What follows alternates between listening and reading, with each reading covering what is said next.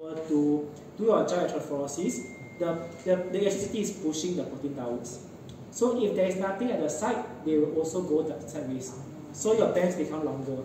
So on top is thinner, very slim, then down is very fat already. Yeah. So usually what I will say is don't leave the wells empty. Okay. If there's no sample, prepare a one-time sample buffer. You can load inside, same volume as well.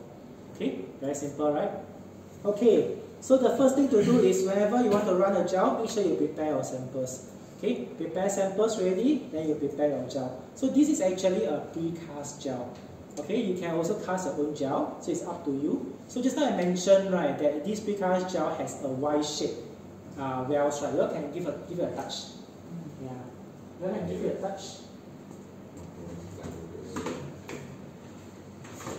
Now you can try and touch. You see the wells here is not flat, it's actually curved outwards. Okay, the well side. Okay. Yeah, so you can actually load more in this case. Apa? Biasanya langsung sekarang ada. Oh, udah ada sumur-sumurnya. Okay. Ada. 412. 412. Banyak, lebih banyak kapasitas. Okay, so once you are done, you can actually prepare. Okay, so who runs western blot here? You run before? Anyone runs before? No. Okay, so which gel tank are you using? Which gel tank are you using? Tank this one. This one? Yes. Wow, very good. This one and Biorat.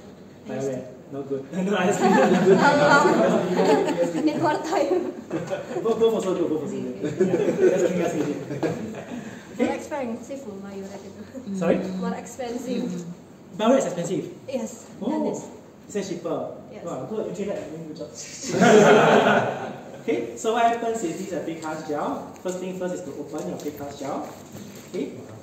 Then what happens is you have to put inside the gel tank. Okay, so I will remove this thing. Okay, I will have to put inside the gel tank itself. So this is a can itself. Okay, just make sure that we lock it after we put inside. Okay, this is an unlocked version. Okay, what happens is we will just have to plug in. So our gel tank is actually designed such that it's easy to actually load. So you can put it inside, you just lock it, you are done. Okay, then remember, gel itself without buffer, you cannot run anything. So you need running buffer. So here we have a MES running buffer. This gel chemistry is what gel chemistry? What is this gel chemistry? Using. No, the gel chemistry that I mentioned just now. Anyone remember? Trisglycine is the common one. This one is not common one. This one? I heard something.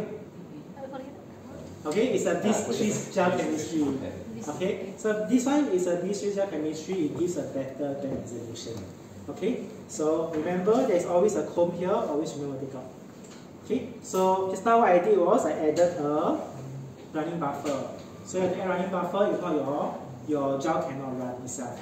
Okay, so what's next? After you add running buffer, you have to add your samples, you add your ladders. Okay, most important thing is you have to add your ladder. Why? Because the ladder will give you the molecular weight. Okay, so correct as a reference. Okay, so you will always have to add. So there is a lot of different ladders available, be it from us or from Biorat or from other companies as well. Okay, so you can choose which one suits you best, but usually we will use a pre-stain ladder. Okay, pre-stain ladder means what? As you run, you can actually see the ladders of the gel itself. Okay, so what I will do is, I will actually load the ladder for you all to see. So any one of you who have never loaded any protein gel before, you all can try. Anyone wants to try? No one to try, don't be shy, you know. This is not to make mistake. Okay, so maybe I can share with you. So you can see the gels here, right? There is a lot of squares here, right? So it demarcates already. So what happens is very simple. When you want to load something, right, you just go all the way inside. Okay, make sure that you don't poke the bottom part. Okay, you don't poke the bottom part, you slowly release. Okay, you slowly release. Because why? Because if you release too fast, what happens is you might actually push the sample out from the well itself. Okay? So very simple. So always remember deep inside, and then after that, you just slowly release out. Okay, so just now what I load is a ladder. So ladder I usually load very little. I don't load 20 microliter, I load 5 microliter. He asked how many volume that you... For ladder? Ladder. Very good. So it depends on what ladder you choose. So we have ladders that only requires 3 microliter to load. We have ladders that requires 10 microliter. So it depends. So which ladder you buy. So for this ladder that I use is the page ruler plus ladder. This one 5 microliter. So 5 microliter is recommended, but usually most of our users actually use 3 microliter. Yeah, they save lah. So 5 microliter is recommended. They can load lesser. So it's up to your comfort. So if let's say you load lesser, you still can see the bands. Why not load lesser? Save your reagents. Okay. So this one 3 to 10 microliters are usually the range.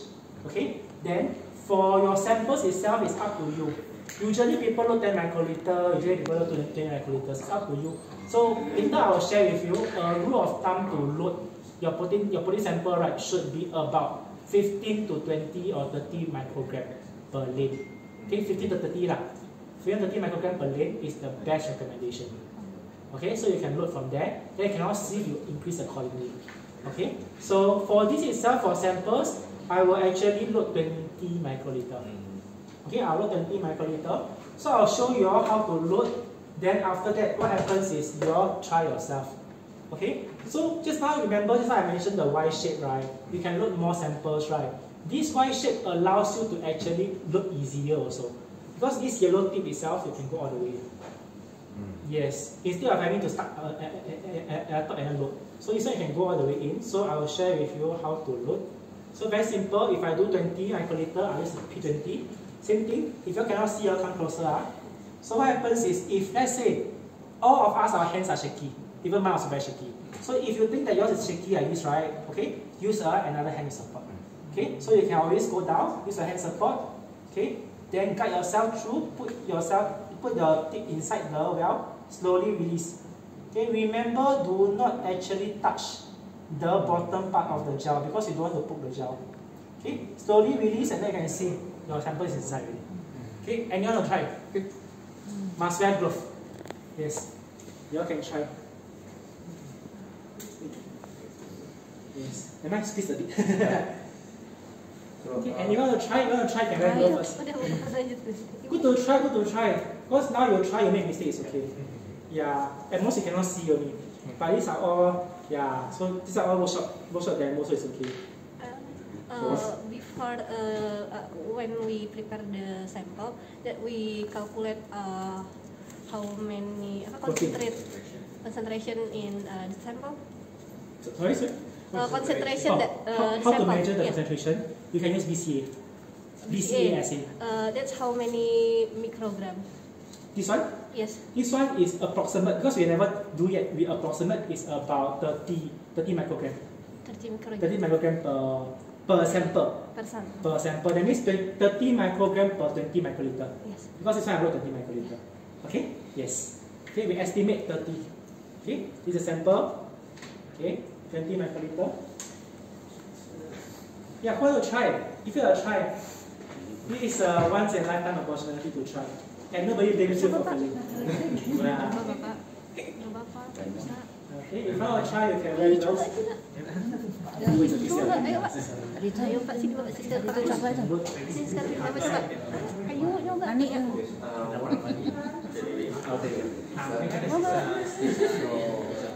I haven't done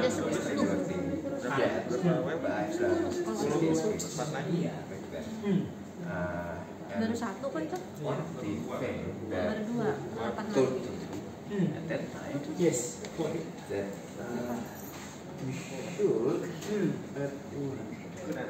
I putting it correct. Yes, slowly release.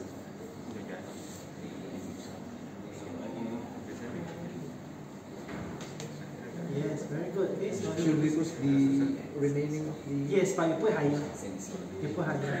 Then you have to remove the remaining because if not, your result will not be accurate. Okay, very good. So as you release, you move higher. Okay, it's a question. So back then, like this is the ladder, the first one, and then I should give one space, and then sample, and then one space. So there's one will Empty. Yes. Okay. So that you can see. I stop. I can see better results. So like yes. Contrast. Today I learned that it's actually giving a space for the samples to get. Oh, you mean space as in like that means there is nothing loaded. Yeah. So so ladder unloaded samples unloaded. So we have to give one Empty space. Because it will be bigger. It will be very box. Yes. Okay. So just now what? Just now what he mentioned is that he was recommended that between different samples, right? He recommended a space there. So what happens is, for me, if you want a space, the space should be loaded with one time buffer. Okay, you don't need to have space because if not, it will fan out. So the best result is always to make sure that all your wells are filled up. Okay, that's my preference. So depending on individuals, so some people may like the space, some people may not like. So I personally tried the space doesn't really good result. Yeah, right. Good suggestion also. Yeah. So anyone want to try? Anyone wants to try? Mau gratis. It's a good opportunity to try it. Ayo cepat ya. Saya dokumentasi aja. Saya dokumentasi aja. Anyone want to try?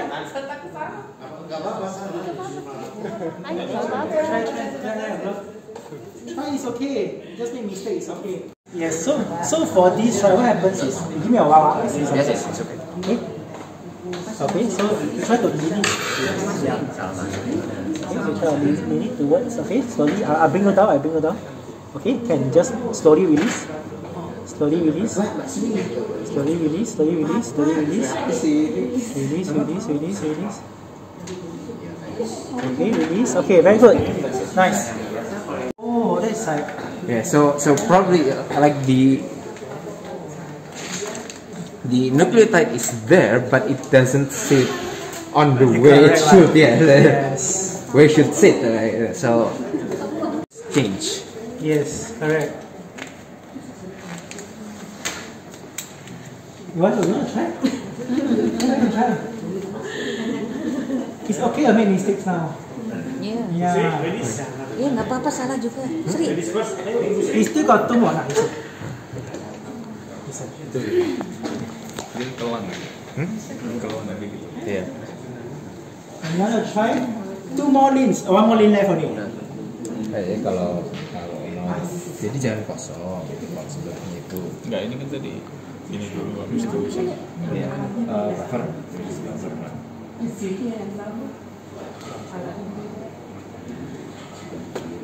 Let's drop one more.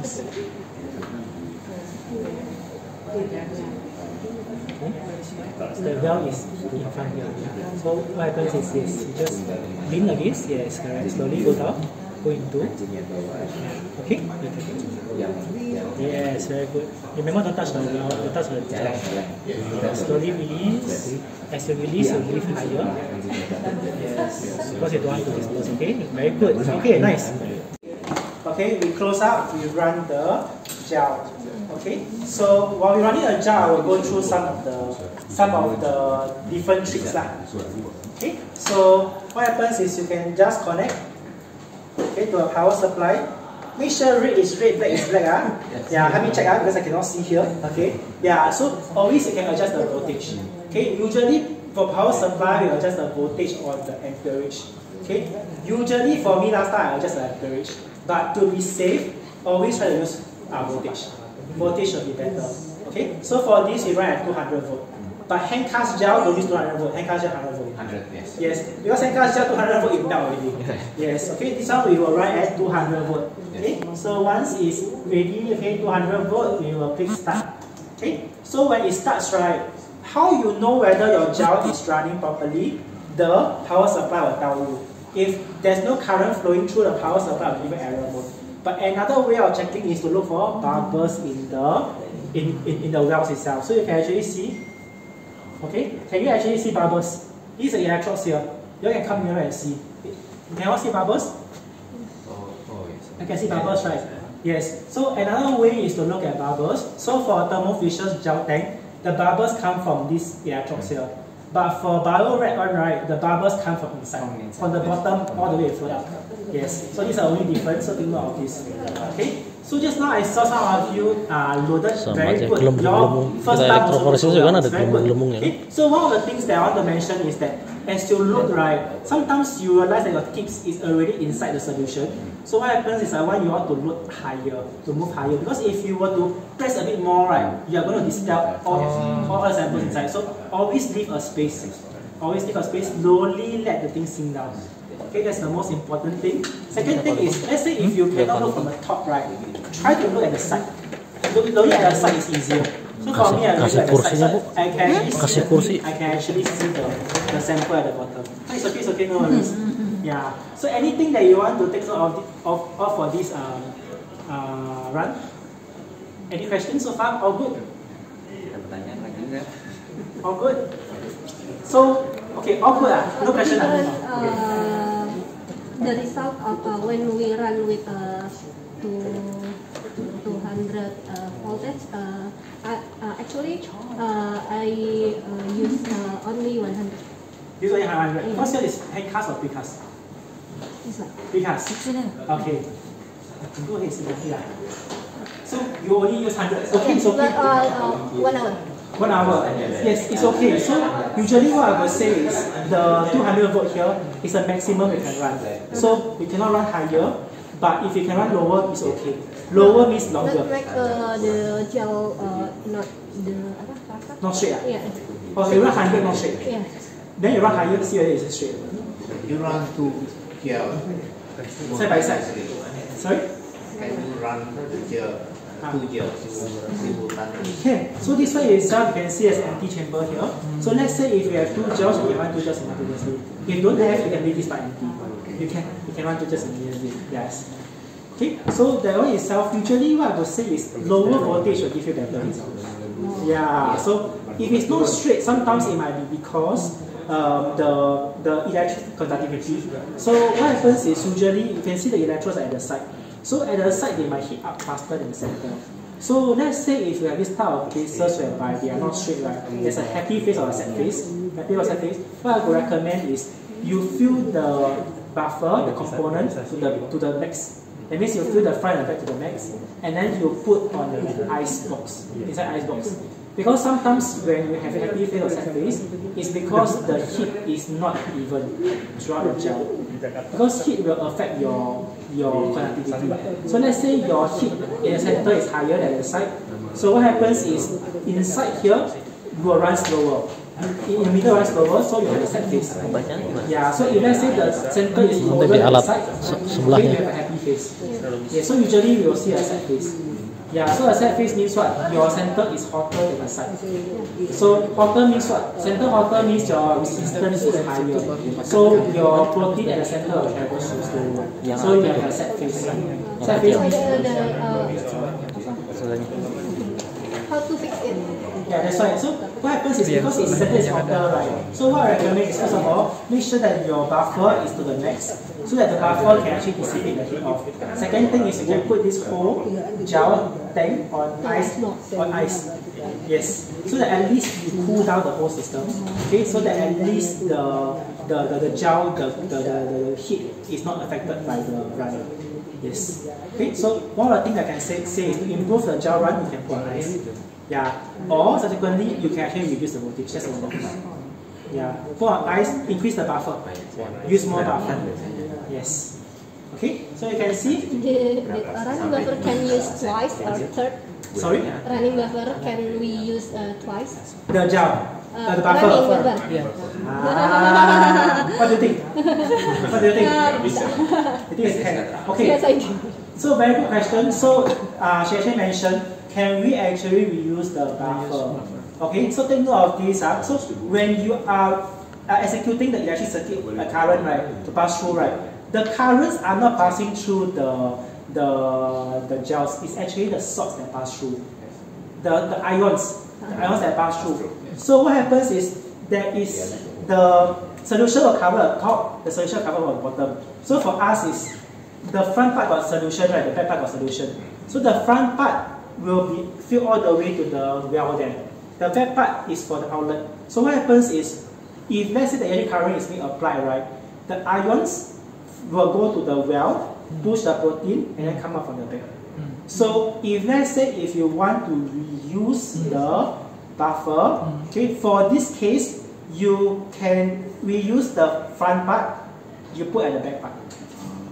Okay, so if I were to show you this case, I will show you this gel itself. So you can see this gel, right? Ions, the salts will actually go from the top, it will come out from the side. Okay. Yes, to close circuit, top to the side. Correct? So the solution that touches this part must be fresh. Oh. Yes, because what happens is after you run, the solution here is depleted of ions. Yes, this part is a reservoir for you to contain the salt that pass through. Yes, so this part you can throw away. You can use this part to fill this part. Yeah, so what happens is the front you can store, use for the back. But you cannot use the front for the front again. Yes, remember the front part always must be fresh. But again, it's up to you. If you want to use second thumb, you think the quality is good, definitely can go ahead. But second thumb, I will say if you put at the front side, your result will be way worse. Yes, it will be way worse because your salt concentration is not optimal.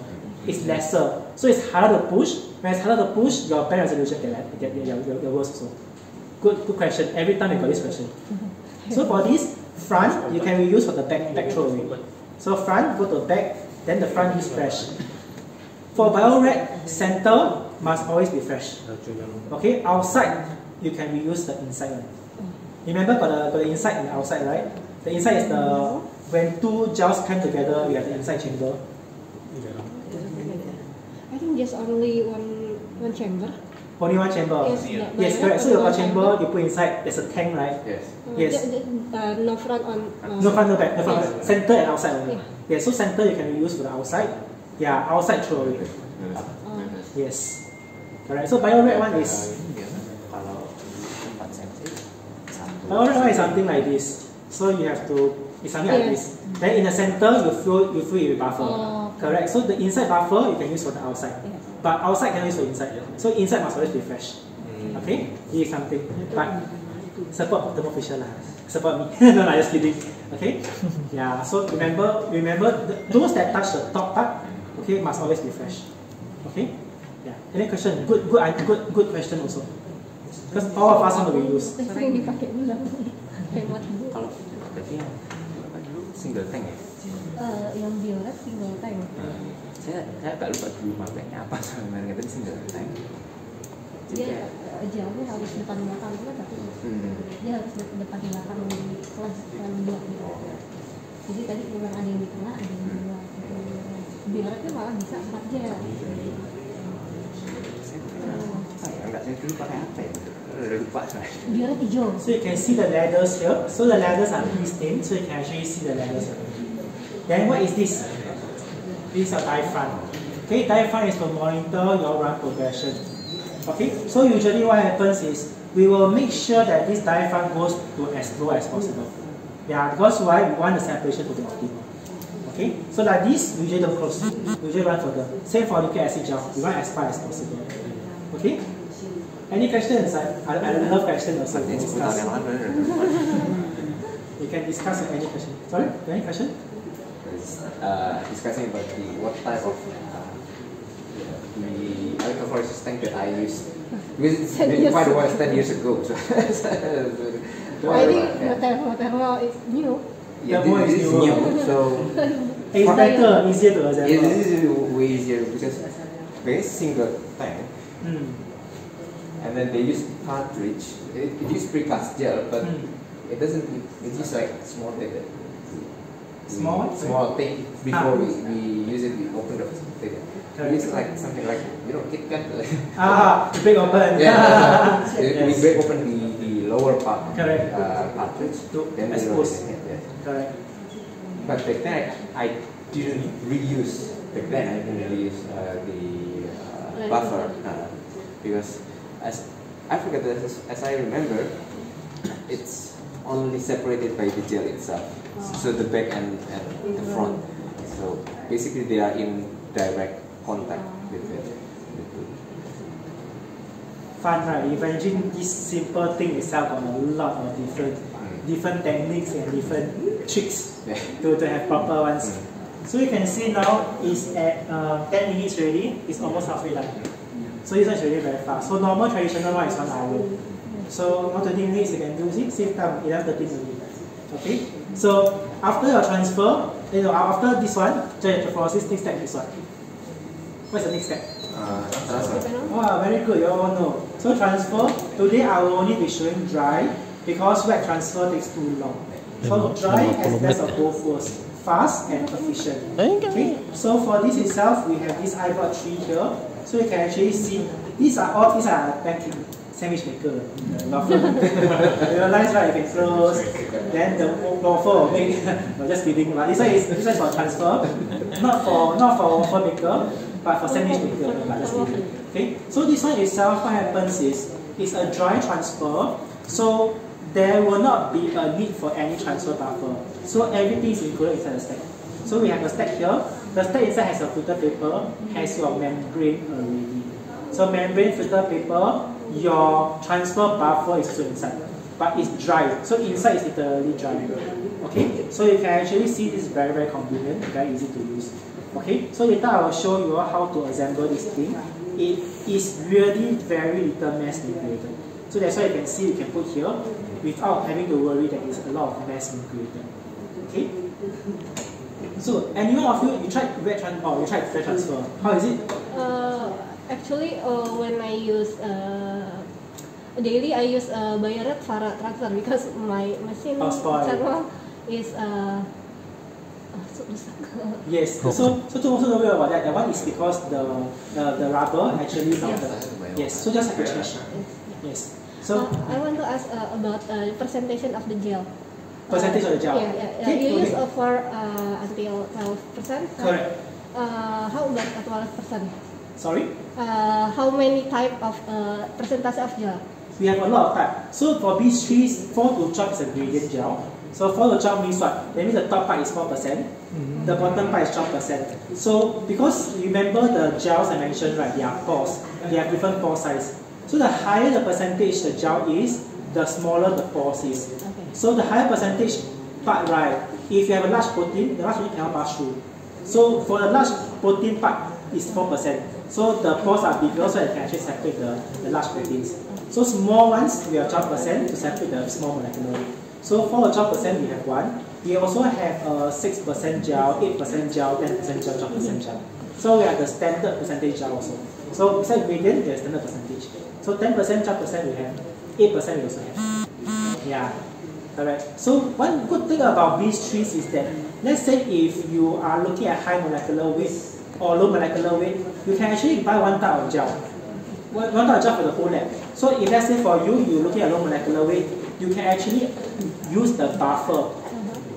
Change the buffer accordingly. So if you're running a low molecular weight, let's say it's running high molecular weight, you can actually change the buffer itself. So for you running low molecular weight, you can actually use the same gel, but you use MES buffer. For him, you can also use this trees gel, use MOX buffer. So in this case, yes, different buffer. In this case, the separation will be different. Yes, so the separation, MES buffer is good for low molecular weight proteins. So low molecular weight separation will be very good. So MOX buffer is good for high molecular weight proteins, whereby the separation is better for high molecular weight. So a good thing about these trees is that you can play around with the buffer. So you don't have to spend money to buy another gel. You can actually use the different buffer, which is cheaper.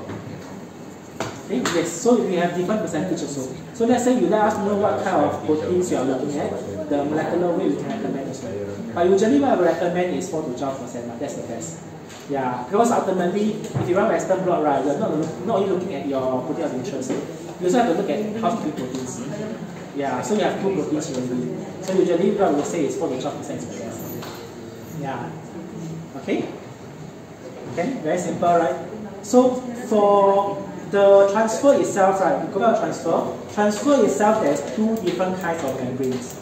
Okay, there is nitrocellulose and PVDF. Okay, so for PVDF itself, right, you will need to do a methanol activation. Okay, because PVDF is hydrophobic. The membrane is hydrophobic, it cannot bind to your proteins. So you have to activate with methanol before you can bind. So for this case itself, this tag itself, the PVDF inside is already activated for you. Okay, so you don't have to go and spend time to activate methanol. Okay, so that's why I mentioned this whole system don't need methanol. Yes, so it's help to save. Because in Singapore, what happens is methanol you cannot throw down the sink. You have to. It's simply for Indonesia, right? No. Oh no, okay. I never hear anything. Yeah, because in Singapore, methanol, we think that methanol will affect the aquatic life. Yes. So we don't throw down the sink. We have to engage chemical waste disposal to actually throw. So methanol itself, you engage the waste disposal, you need money. So it increases the cost as well. So all these things here don't need methanol. Yeah. You sure don't need to throw? You sure can throw the sink? Yeah. But Not yet regulated. not regulated. That's a very good term. Okay, so later I'll show you very easy to assemble. If you are very good at it, right? This one 3 minutes and assemble.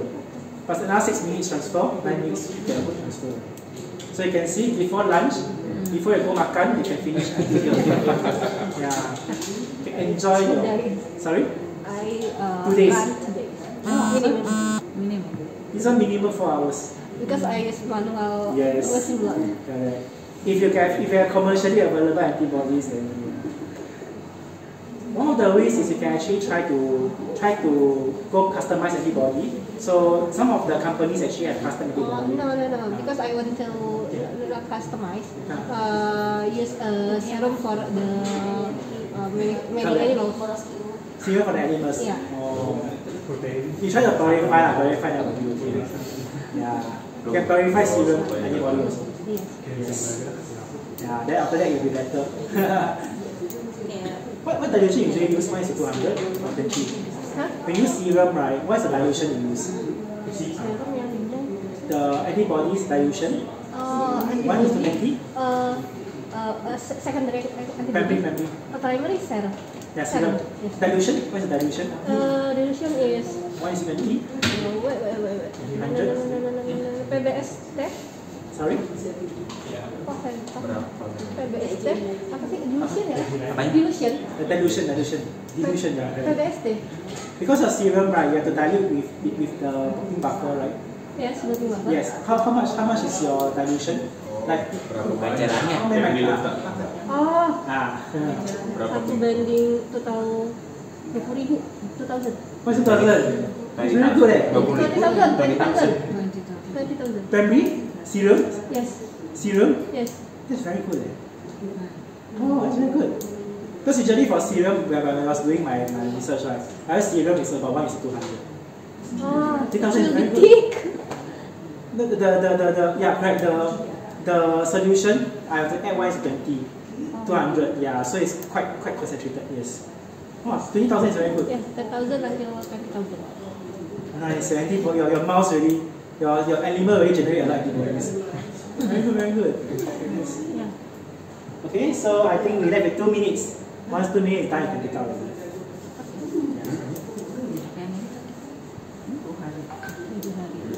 So actually it's very fast. Yang ini yang mana? We only need this tag. Oh, sorry, sir. That's for dilution for the secondary antibody. Yes, correct. Primary? The primary only 400. 100? Yes. It's better, yes. Yeah, so if you verify, you can actually increase. Yeah, usually secondary is 20,000, yes, correct. Sorry. Secondary is too good. No worries. Sometimes you forget also. Okay, so yeah, so for this thing itself, don't need transfer buffer, later you'll see how easy it is to use. Okay, so the PVDF inside, right, is very activated for you. Don't need to activate. So for me, I'm using PVDF. Okay, so later I can share with you when do we choose nanocellulose, when do we choose PVDF. So for you, usually use which one? PVDF. PVDF. Okay, you know why? Or the lab chooses it? Just only happy. Just only happy. Okay. Yeah, because there's different users for nanocellulose and PVDF. Yeah. Okay. So once it's done, very simple. All you have to do is just to take out Okay, so take out, and then what happens is we will want to actually wash with DI water, because why? The salt in the transfer running buffer is different from the salt in the transfer buffer. So what I will say is, usually we will rinse with DI water to remove the running buffer, so it will not interfere. Okay, so for this, because it's a precast gel, what happens is you have a cassette. You want to access the gel, correct? So you have to open up. Yes. Okay. So what we will do is we will open up. Okay, so like all other gels, right? What happens is the gel itself, if it's not in water for too long, it will dry up. So when it dries up, it will be sticky. So when it becomes sticky, right, if you were to take out the gel, sometimes you might tear the gel. Okay, so take note of it, sometimes you might tear the gel. So what I would recommend is, if you are scared, every step you just put in water, wet it before you take out. Okay, so always make sure that your gel is sufficiently wet. Okay, yeah, then for me, I have a habit to actually remove the wells. Because you see the wells are flimsy, okay, the wells might flip back. When you transfer, and when you flip back, what happens is it might block your gel. So what happens is, for me, it's optional. For me, I will actually just cut away the wells, because I don't want the wells to flip back and then block my transfer. So I usually will cut. Okay, make sure that everything is nicely done. Okay, it's okay. Some of you never cut. It's okay, right? It's perfect. Okay, just make sure that you don't flip back. Okay. So what happens is, I will make sure that I cut all the necessary things away. Okay, make sure that it doesn't interfere with my transfer.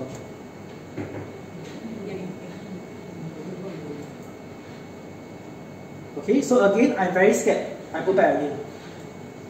I always wet the thing first before I take out, so that at least I don't tear, because this one very thin. Even I also will tear sometimes. Okay, so what happens is, I will slowly take out.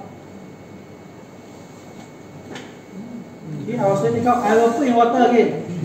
Okay, I'll put in water again. Will tear one. You have experienced before, right? It will tear one. So always remember how to minimize tearing. Just make sure your gel is wet enough. Okay, make sure your gel is wet. Okay, any questions so far? No question, I'll go to transfer already.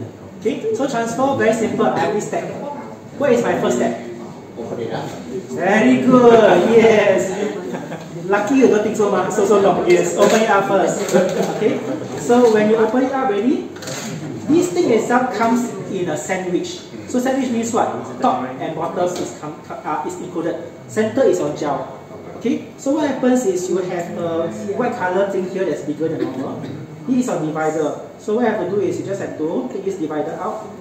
Okay, it will expose your, sorry, too much. I think I use my hand better. Okay, so you will take out. Okay, so it will expose your membrane. So this is your membrane. Okay, so what happens is, your membrane is already activated. Okay, but take note, in PVDF, don't leave it open out for too long, because it will dry out also. Okay, so what's next is, you have to make sure that, okay, you put your, yes. Okay, so when you put your gel on the membrane, what do you have to look out for?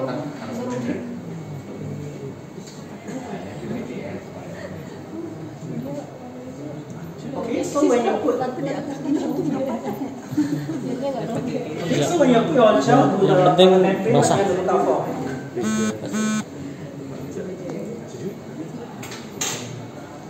Okay, so when you put your gel to the membrane, you have to make sure that the gel and the membrane, yes, that's the most important part. Because why? If got bubbles, what happens is, transfer has a gap. Correct? So usually what I'll do is, I will always put my transfer system right in somewhere bright. So when somewhere bright, right, you look at the angles, you can see bubbles already. So you look at somewhere bright, and you must remember to make sure to remove. Okay, no dust, no bubbles. So usually for me, right, all my faucet and my roller, right, is always removed. Why in water? Because water you can wash away the dust, then you straight away you just put everything. Very simple. I don't put my stuff outside here, because all your air or dust, right? Yeah, if air no dust, that means your air quality is very good.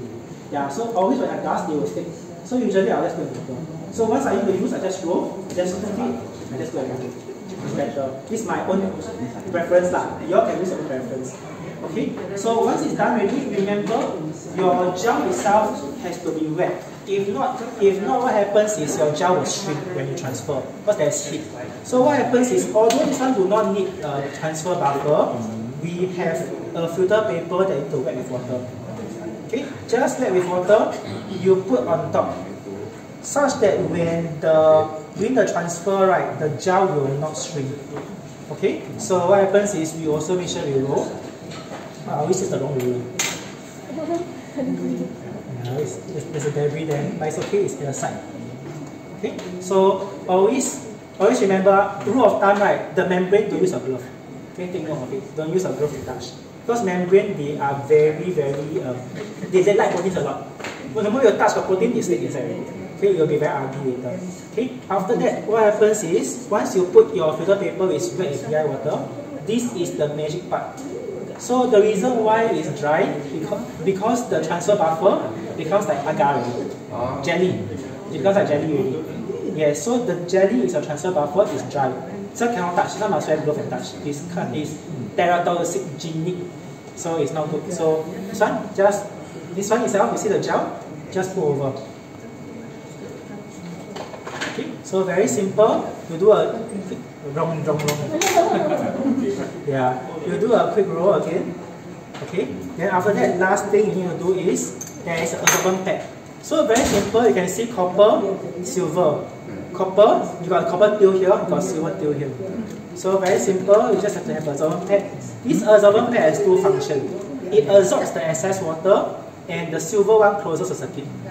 So you can see, I put here silver connect with silver, copper connect with copper. Okay. So one of the things I want to ask you all, I put a plastic here. Do you think I put plastic inside? So that the excess water doesn't come out. Oh, very good. Very good. Okay, so there's a lot of users will ask me whether or not you can put plastic inside. Because plastic non-conductor of electricity. So you sure you can transfer or not? Then I can say yes, you can transfer because the electricity flows on the top. So the bottom don't need. So bottom is as a container. So it contains your excess liquid. Okay, so very simple. Once it's done, okay, you do a final roll already. Okay, you just close it. Okay, you go and set up. Set up very simple. Okay, you can choose your module. These two is independently controlled. That means if you have two different protocols, you can run the same time. At the same time. Okay, so what happens is for me, later I will use an actin antibody, so I will go for broad range. Okay, broad range is 6 minutes. Okay, so I will just click on start run. 6 minutes you get done. Okay, so a good thing about this is that this thing itself inside, you realize that this silver panel is very big, right? This one inside got a fan also. So what happens is behind you can see there's a fan. So if you transfer, you will generate heat. Correct. So for wet transfer, you will put in a cold room. Correct. Semi-dry, you don't put in a cold room because it's quick. So semi-dry also has heat. So when you touch the semi-dry stack, right, it's 70 degrees, 80 degrees. It's very hot. So what we have is we have this new system here. We have a fan inside to cool down. So when you cool down the stack, right, remember what I mentioned? Here, if hot, increase resistance. Here, hot also increase resistance. So your consistency is not there, your efficacy is also not there. So for here, we actually put a fan to dissipate all the heat. The temperature is about agar-agar 40 degrees Celsius. Yes, so actually it's very low. And at least it makes sure that the transfer is efficient. Okay? Regarding the room temperature, should stay at like 25 or will it run in a higher room? Because in some cases we have, example, broken air conditioner. Yes. Things get hotter. So can it run properly in such condition? Or? Okay, so what I will say is usually for our temperature 32, 33 is okay. Yes. It doesn't affect much, but the main bulk of the heat is actually from the transfer itself. That will increase to 70, 80. That is where the significant transfer will be affected. Yeah, so the room temperature one is okay. Yes, because ultimately after the transfer it will be about 40 degrees or so. Yes, so it's okay for it. But what I can say is the best is always to transfer at 25 degrees I think. Yes, that's the best, but increase a bit is okay, it's fine. Yeah. Understand sometimes aircon spoils. Yes. Yeah. Sometimes suddenly, because of voltage going up and down, the fuse get snapped, and then you have sometimes to wait for the technician to come. So that's getting harder. Because some electronic equipment does sensitive to such problems. I agree with you. So this one is okay. This one is okay. No worries about this. Okay. So while we're waiting for this, any question for transfer? If no question, we will go with the internal plotting. So internal plotting is how we realize, right, we got this I buy. Okay, this one itself is an automatic thing. So you can actually see there's a reservoir here. Number 1, you put primary antibody. Number 2, wash buffer. Number 3, secondary antibody. Number 4, wash buffer. Let it run on itself. Okay, so what happens here is you only need 2 things. You need a I buy solution. Okay, the I buy solution itself, okay, is a universal buffer. Meaning to say that this functions as a blocking buffer. This also functions as an antibody diluent. It also functions as a wash buffer. So everything just by this one enough. It's more. Yeah, it's more because it's concentrated version. So this one can do about 20 gels. Yes, it's more because it's concentrated. So you have to make your own working buffer. So I actually make a working buffer here. Yeah, I actually make one already. So you don't have to waste time to prepare. Okay, so what happens is you can dilute antibodies here also. Okay, so this one is universal, so you just have to buy this. Okay, and the key thing about this system is this card itself. So all of us know, right, your COVID time we use COVID test kit, right, ART kit. ART kit use what? Lateral flow to actually let the saliva pass through, then the antibody will bind to the COVID antigens, correct? So this thing, same thing. This is a card whereby when you put inside here, your membrane will be somewhere around here. So your solution will actually flow down and then incubate your proteins. Yes, so this one is the most important thing. Okay? Very cool, right, this technology. Okay, so what happens is this instrument is just an instrument for you to put. Okay, so you need this card itself. Okay, this card very, very simple. What you have to do is you have to just make sure the card does not have any crease. Okay, if it's good condition, you can actually take this out. Okay, you can actually take this out. Because this card itself is dry, so what we need to do is we need to activate this card first. How we activate this card? Very simple. We just use the I buy solution, the working solution here. Okay.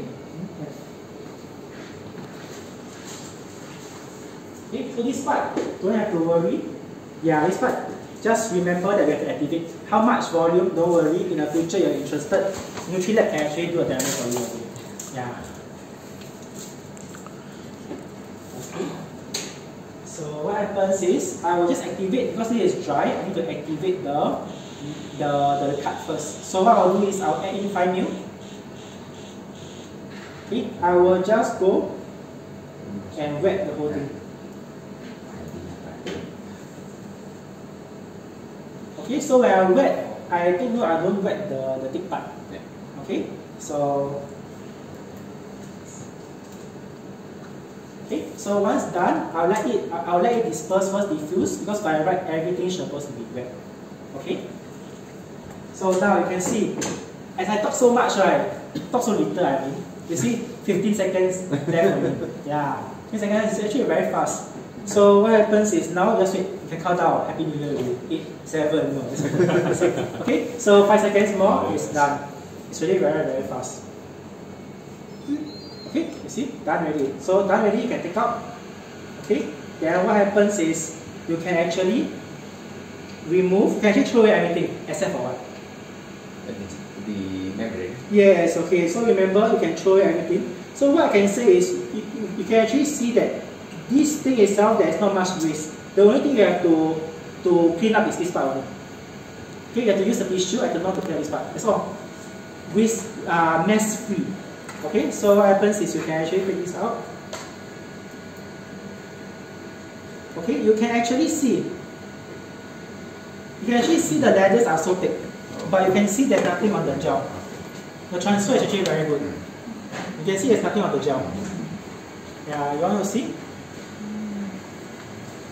Yeah, so the highest temperature is 150, you can see the transfer, nothing on the gel left already. So 6 minutes transfer is actually very good. Okay? So what happens is, we need to remove the membrane. Don't throw away the membrane, this is the most important. So what I will do is, I will wash with water first. Okay, I will just rinse with water. Okay, and then after that, what happens is we need to do a blocking step. Do you know what is the reason why you do a blocking step? Anyone knows why do we need to do a blocking step? Oh, so that the antibody doesn't stick to other part where there's no protein, other protein. Very good. Okay, so what happens is that if you realize, as I mentioned, right, the membrane itself, why don't we touch with gloves? It's because the membrane loves protein a lot. So the moment you touch any protein on your hand, they will stick onto the membrane. So what happens is when you transfer, only the parts whereby that is protein on the sample will get transferred. So there are still a lot of empty areas. There are still a lot of empty areas on the membrane itself. So what happens is if you don't block the empty areas, your antibodies are proteins as well. So when antibodies are protein, any empty spaces on the gel, on the membrane itself, the antibody can bind to it. So once it binds to it, it will give you very high background signal. So very high background signal means what? Your result will be very black, very black.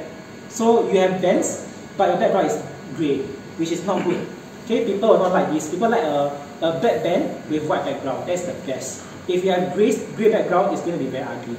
Yes, okay. So what happens is we will block. So for this, we just recommend you to block for maybe a few minutes or two. Okay. So once it's done, you can see the cut is already sufficiently blocked with, sufficiently dispersed already. It's all wet already. So what I will do is I will still add 1 ml around the membrane region. Why? Because when I transfer over, I still want the solution to continue the blocking step. Okay, so I will just add along the membrane region. Okay, make sure that the liquid is pushed in the membrane region. Okay, I will actually transfer the membrane over to this cut itself. Okay, so when I transfer the membrane to the cut, should the protein be faced upwards or face downwards? Any answer? So when I transfer the membrane to the cut, the protein should be faced upwards or downwards? This is a trick question. Upwards? Wait. It's a trick question. Right. It's a trick question. Okay, so you have a cut here, right? So you have a cut here, right? The cut actually allows the antibody to flow through, right? Correct. So let's flow through because the antibody will look here, so the cut itself will allow the antibody to flow through. So what happens is you have to put your membrane face downwards because then the solution will flow through the cut. So the membrane, the protein side must be touching the cut itself. Okay, take note of this. It must be touching the cut. If you put face up, there's nothing, there's no liquid flow. Okay, so very simple. So what happens is the liquid will flow from the bottom. So this is a protein side face up, right? You have to put it face downwards. Okay, so you put it face downwards.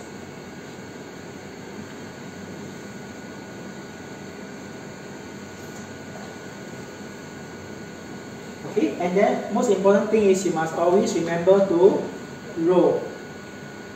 Okay, so the good thing about this is the blocking step requires very little minutes, just a few minutes will do. Okay, once you actually put ready, you can close it up.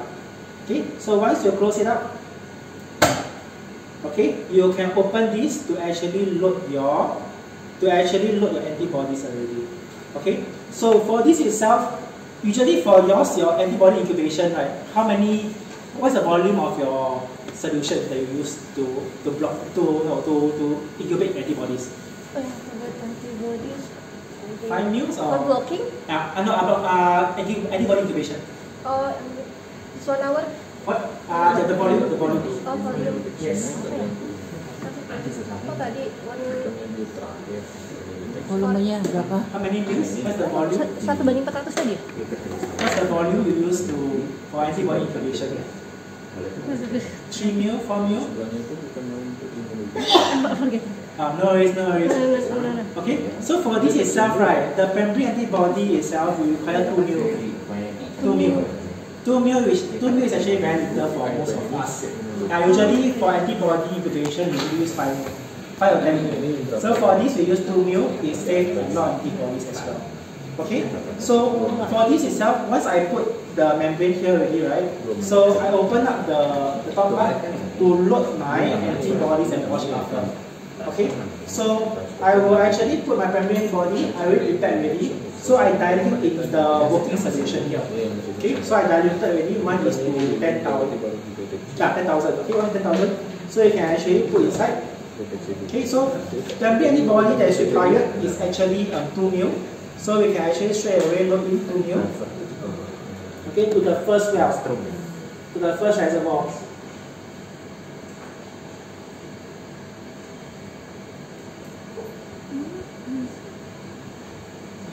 Okay, I will load to the first reservoir, 2 mil.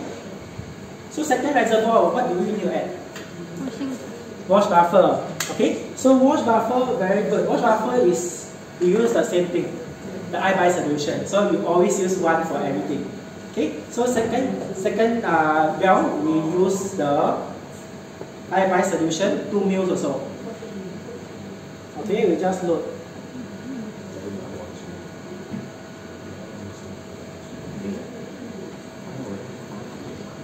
Okay, how about the third one? Third reservoir, you add with what? Secondary antibody, very good. Okay, we add a secondary antibody, again 2 mil.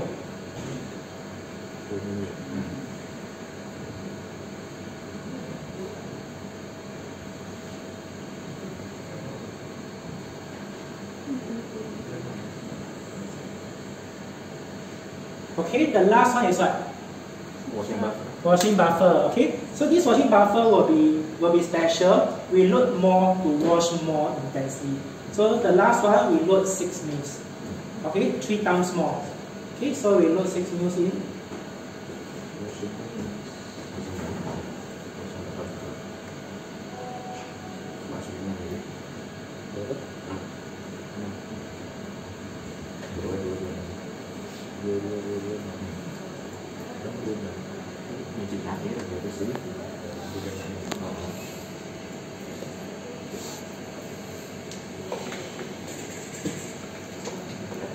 Okay, so once you load already, the moment you load, the immunoblotting step started. So you cannot open this, later don't open this. You open this, everything will flow through already. Okay, so what happens is you have this in-use thing, you just put it in use. Okay, so how do I know when it's being done? How do I know when it's done? It's a timer. Timer not accurate. Another better way. Sorry? The last washing buffer is clean. So yes. So how to make sure that the thing is being finished, submitted? Just make sure that all the wells empty. So you can see at the start here, I started at 10:45, right? I finished this. I finished this. I at this stage 11:46. So Marcus, let's go for lunch. Okay, so we can go for lunch. Lunch is here already. Yeah. Oh, lunch is here already. Okay, lunch is here. Maybe we eat until 12:30. For this Western blot itself, later you will see your membrane has no signal. You cannot see anything. So what you need to do is you need to have an imager to actually see the signal itself. Okay, so for now, as the thing is still running, I will show you using a test blot. Test blot means a fake blot where with the chemiluminescent signal, okay, to show you how to use this instrument. Okay, this instrument, like what I mentioned, okay, is really meant for convenience. That means to say that within a few clicks, you should be able to get your results. So all the automation will be done for you. There is no need to adjust this here and there, adjust the auto exposure, all these things. They will adjust for you already. Inside less than 1 minute, you get the results already. Okay. So what I want to share is how to actually use this imager to image the block later. So I'll share with you using this test Blot. Later you teach me how to use. Okay? Then I teach me how to use later, right? Okay? So very simple. Okay? So the first step, what do you think I should do? Open a drawer. Okay? Very good. Open a drawer is the most important. Why? If your Blot is outside, how can the imager read the Blot? Impossible, right? You have to put it inside. Okay? So yes, first of all, the best is also to actually find the mode. So we have multiple mode for this imager. This imager is not only for Western blot. It can be used for nucleic acid gel, protein stains as well. Okay, take note of this. It can be used for chronic coating as well. Okay, but for today, I will just talk about chemiluminescence first, as well as nucleic acid for today. Because once you learn one mode, the rest of the mode is very easy for you already. Okay, it's the same over and over again. Okay, so very good. So today we are doing on chemiluminescence. So we will just choose chemiluminescence, which is already chosen. Second thing is open. How do I open this drawer? Yes, how do I open this drawer? Which one? This one. This one? This one? This one? This one? Yes, very easy to see, right? You see, this screen itself is actually very clean. That means it will say that there's only a few things to click. So even if I'm not here, you play around, I think you will know how to use as well. Okay, so very good. It's an automatic sample tray here. Okay, most of the images in the market, they are not automated, they are manual. So manual, a bit bad in a sense because sometimes, most of the time, when I do Western blot, we don't have good results. Or we have no bands. So when we have no bands, what happens? We feel angry. We feel angry when we close, we do what? We push hard. Inside the camera is dangling. You know, every time you slam, shake, it may spoil also. So automation is actually good because it helps to protect the instrument. Okay, so now you open up, you can see this is the area whereby you can actually put your sample, your blot, your gel, your membrane on it. So you can actually put 4 mini membranes to image together. But for me, I would usually recommend if you have 4 mini, image one at a time. Because what happens is if you have 4 differential signal, they will always reference to the brighter signal. So your very weak signal will be masked away. Okay, so take note of it. Usually one each lah. Because this is already very fast, really. No point doing 4 at one time. Okay, do 1 each will do. Okay, so this one very big. You can actually do a very big gel also. Okay, so let's say if I only have 1 mini blot. Okay, I usually put in the center. Okay, why I put in the center is because this camera itself not only take pictures. This camera is also smart. So when I close this later you will see that this imager will actually detect the size of the blot. It can actually bring the camera closer to the blot. So you have mechanical zoom yourself also. So because if let's say if you take a photo using a camera phone, you want to zoom in, zoom out, right? You are actually manipulating the pixel. So if you zoom in at a very high magnification, what happens is that it will get distorted. Your resolution will be bad. So mechanical zoom will always be the best. Okay, so later you can see the camera can actually detect the size. It can actually zoom in. And one important thing is, can you see, do I put the blot straight or I put the blot slanted? Is it slanted or straight? Is it slanted or straight? Is my blot straight or slanted? Straight ah? Is my blot straight or slanted? Okay, so you can see this part and this part. Which part is further? This part is further, right? Yeah. So this is actually a slanted blot. Okay, my blot is actually slanted. So if I were to put like this, my bands will be like slanted like this. So it will not be straight, it will be slanted like this. So what happens is I put here to show you all that this imager can actually also be able to detect the orientation, and then it can rotate automatically for you as well. So if this instrument fails, you got manual way also. So later I can show you. Okay, so you can see they will do all the automation for you. You don't have to do a lot of stuff. You hear? What is this? Can I get something? Just taking a picture. Taking picture. Any other containers? So you hear something. What is it about? You hear sound. Rotating. Okay, good try. Any more containers? Okay, no containers. Okay, the camera is actually moving near the blot. So you just now you realize, right, the blot is so small, the empty space is so large. But here the empty space is just this amount. Because why? this imager already do a 1.8 times zoom already. So they actually recognize the size of the blot, they already zoom in for you. And just now remember I'm slanted, now is not slanted, now it's straight already. So the imager also rotate the tray for you as well, up to 10 degrees. So you cannot put the blot 90 degrees, 90 degrees they will turn back for you. Yeah, 10 degrees they will turn back for you. So you can see it's straight. But let's say if you are not happy with the rotation, you can do a manual adjustment as well. So you can see the instrument rotate 8 degrees for me. But if the thing is not straight, you can actually adjust accordingly. They will rotate for you. Yeah, but 8 degrees is good enough. It's the best already. Okay? So once you are done, you can click done. Okay? This is only the bright field image. This is what you see with your naked eye. Okay, just like you remember my test blot itself has multiple colors. Okay? But chemiluminescence, can you see the color? Chemiluminescence, can you see the color? You can't see. Naked eye cannot see. You need imager. So the band is somewhere around here. If I'm not wrong, somewhere around here. Okay? So this is just a bright field image. Okay? So what happens is, what is the next step you want to do? What is the next step? Change the light frequency. Change light frequency. So hard. No. It's too hard for us. Yes, so what's the next step you need to do? Very obvious. Yes. Use translate. No, translate. Very obvious. Something very obvious. Running. Sorry? Something very obvious. Exposure. It highlighted here for you. Okay, so yes, because why? Because we don't know what is the optimal exposure time.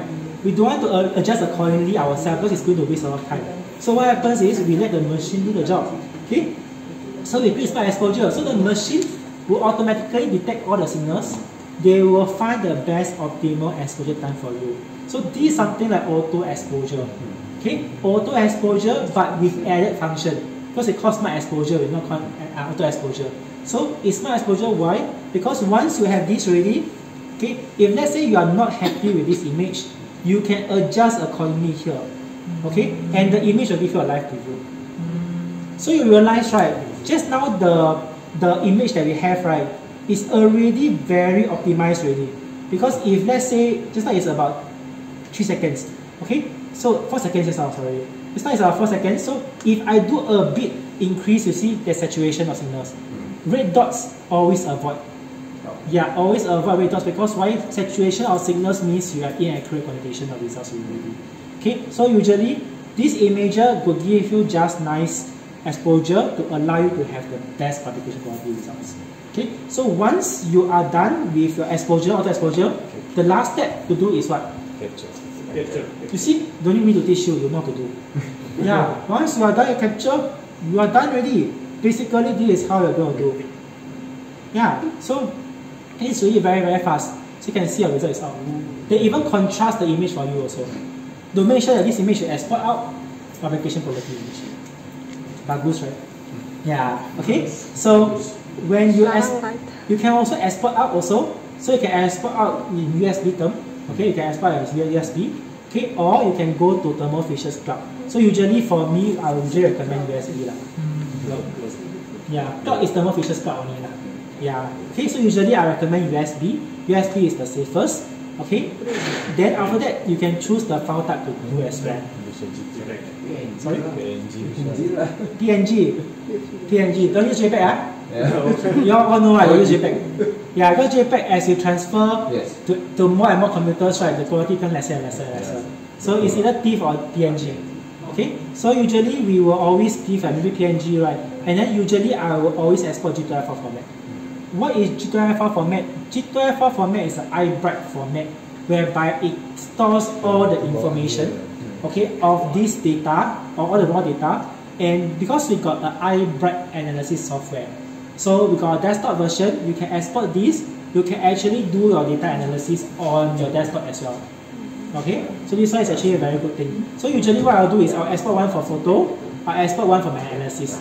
I'll usually use G2F format to measure analysis. Because why? Sometimes when you look at one Western blot, right, you want to look at intensity.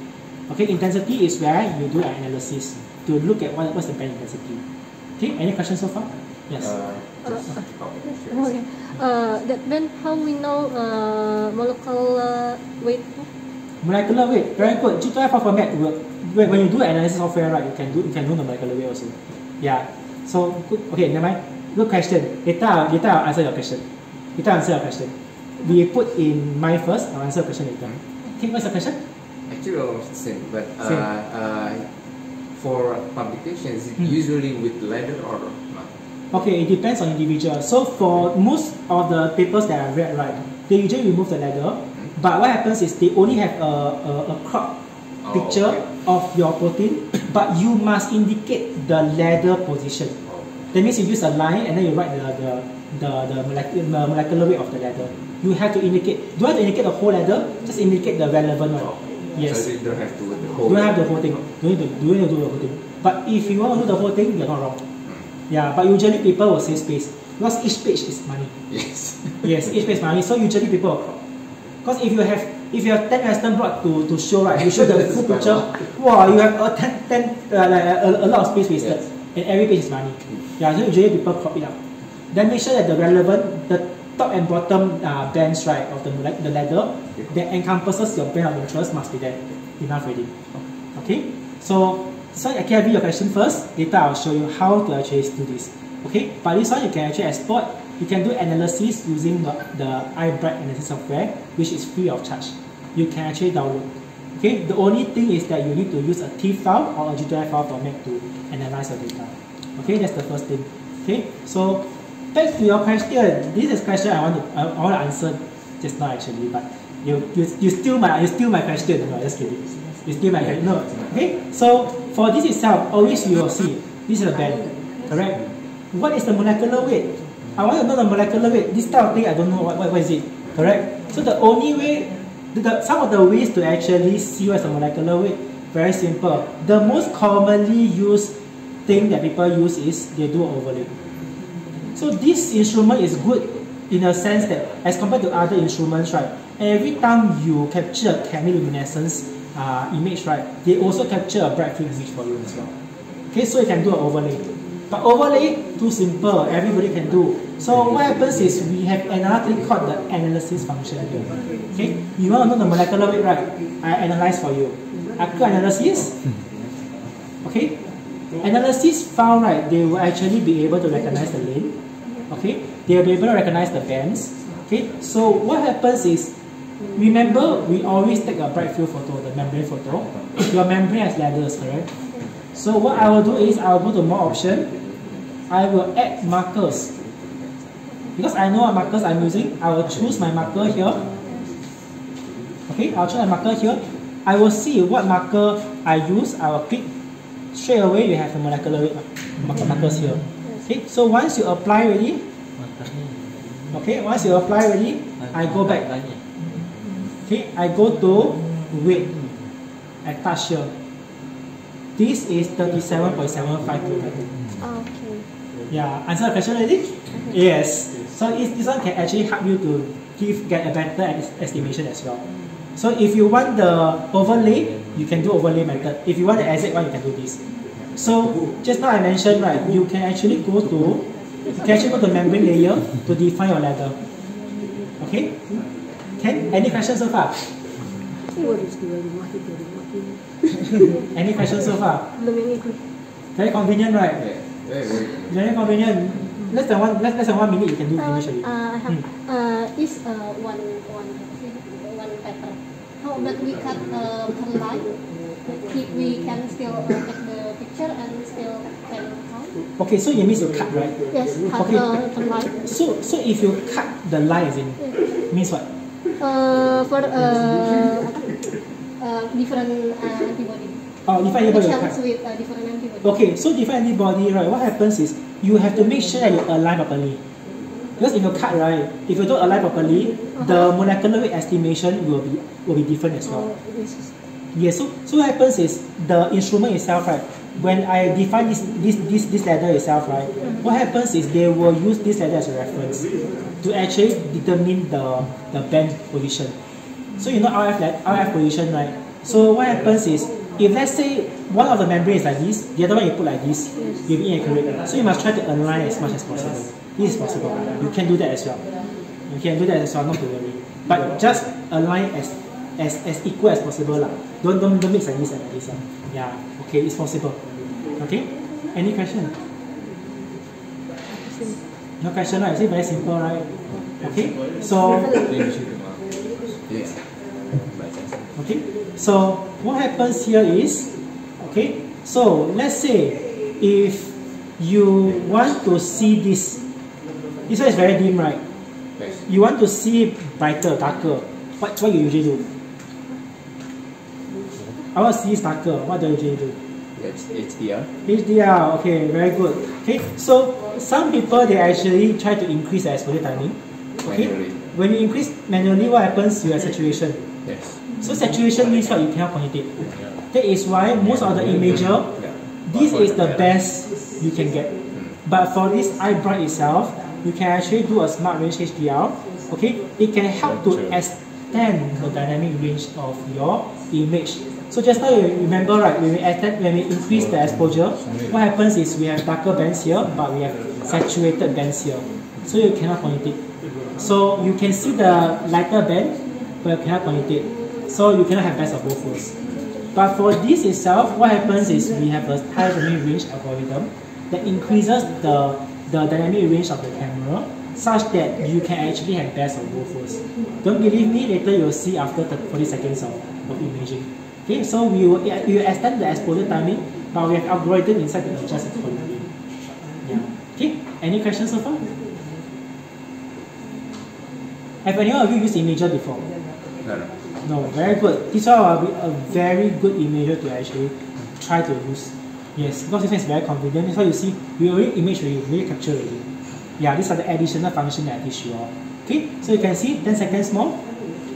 Okay, you can count down 9 seconds, 8 seconds. Okay, 5 seconds. Happy New Year, yes, Happy New Year. Okay, Happy New Year. so down. Okay, yeah. So what happens? You can see this is the original version. You can see this is very dim, right? This one itself, you can see this is darker now, and it's not all saturated.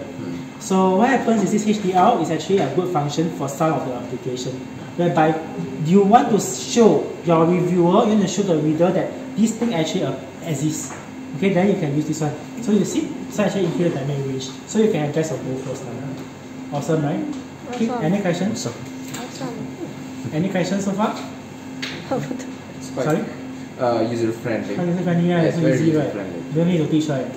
Yeah. Okay, so I will go to another image, another mode for you. Okay, so just now what I mentioned is once you know of one mode, you will know how to use the rest of the mode. Because all of them are the same. So now, because most of you are doing nucleic acid, right? Yes. You all will run nucleic acid gels, right? This one can also be used to image nucleic acid gel. Because I think you all use the blue light transmitter, right? Yes. The outside. UV. Yes, correct. So this one itself, you can also do nucleic acid. Okay, so I will just use the Western blot as the example. I don't have the gel, but I'll use this as an example. So same thing, you can open and close. Okay, you can open and close, and then after that, you put the gel inside the close. Then after that, the initiation will also occur. So for gels itself, right, the camera can also detect the orientation. Can also detect the size. It will zoom in accordingly. Okay, so what happens is very simple. Just go smart exposure, capture will do. Okay, but for some of you, do you do band excision? Sorry? Band excision. Do you excise your DNA bands? I haven't. It's just. Haven't. Just see only lah. Okay, so this one I can say, right, if you have gels, right, you want to try to see, right, you can ask Nutrilab for a demo unit. I can tell you this imager, the bands are very crisp. So it will give you a very good image itself.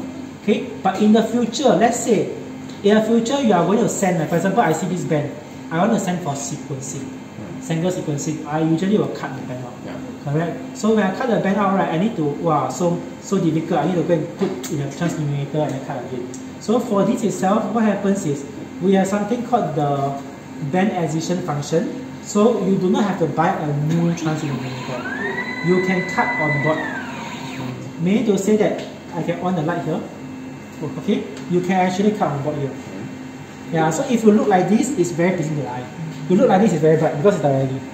Okay, so you can look like this, you wear a contrast goggle which you provide, you can actually cut. Yes, so this is not UV light, so this is safe. Yeah, so don't worry, this is safe, this is LED light. So we have two lights, we have one here, we have one here. So it actually excites all the commercially available dyes. You can actually do a balancing here. It's safe. You can see I put my screen here also, it's safe. Okay, so you can do this, you can cut on board, not to worry about this. Okay? Yeah, this is all that I have. Any question or any function you wish to see? Where's the USB port here? Here, one here and one behind. Okay, you got dual USB port. Okay, so what happens for this is that this USB port is not only for USB thumb drive. You can also connect a wired mouse. Let's say if you don't like to use touchscreen, you can use a wired mouse. Keyboard also can. You can use keyboard also.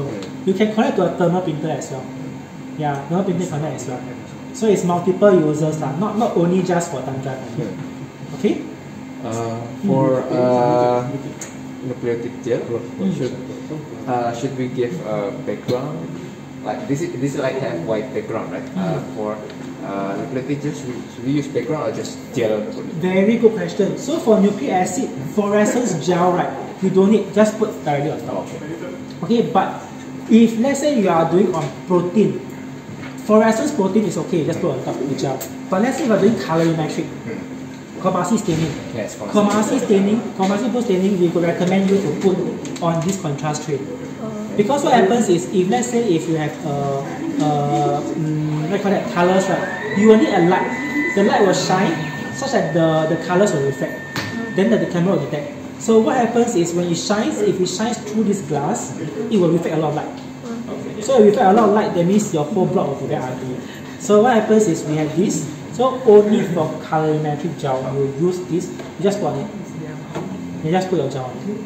Chromacy blue is quite common. Very common. Very common. Yes, correct. Chromacy blue is very common. So if you want to image chromacy blue stains, you use the contrast tray itself.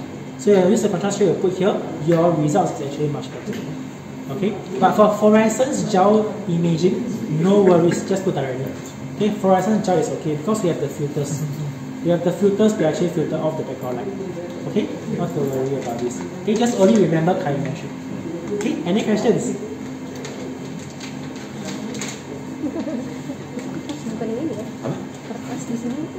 What's the question? No, it's different. It's not bad. See finish, can someone help me check?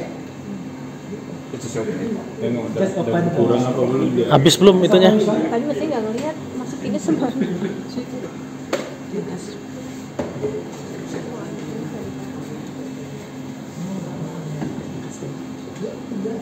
Okay, we have to add in a 1:1 ratio. So these two bottles itself, right, don't contaminate each other. Contaminate each other, the lifespan will drop tremendously. Yeah, so always make sure it's separate, don't contaminate. Okay, so what I'll do is I'll add. So how much? It depends on the size of your plot. Just enough to cover will be good. Of course, the more the merrier lah. The more I happier lah, because you buy more lah. You buy more from us. But it'll be more expensive if you use more, it'll be more expensive lah. So just enough to cover will be good. So for me, right now I use 2 ml each lah. So total will be 4 ml. You want to use 10 ml also can. Yeah, then I'll thank you for this, for support. Okay. So should we use it in dark situation or? It's okay. This type of thing, because we don't incubate for very long, so it's okay to actually leave it like incubate in light. It's okay because we only incubate for like a few minutes only. Yeah, so it's okay. It's fine. But if you want to incubate in dark, it's also good also. Yeah, but to me, I would say not necessary. Yes. Biasanya substrat. Okay, in chilled shakers, I use my hand. I use the manual shaker. Okay, so I will make sure that all the parts is being incubated with the substrate, correct, the substrate. Okay, so hopefully this antibody will be able to bind the mouse. If it binds the mouse, that means you will be able to see a band. Okay, so you can see chemiluminescence, you cannot see any bands. Naked eye cannot see it. So you can only depends on the imager itself. Okay, so hopefully there is a band. no band, then I will be very sad. Yeah. Okay, so we're going to try.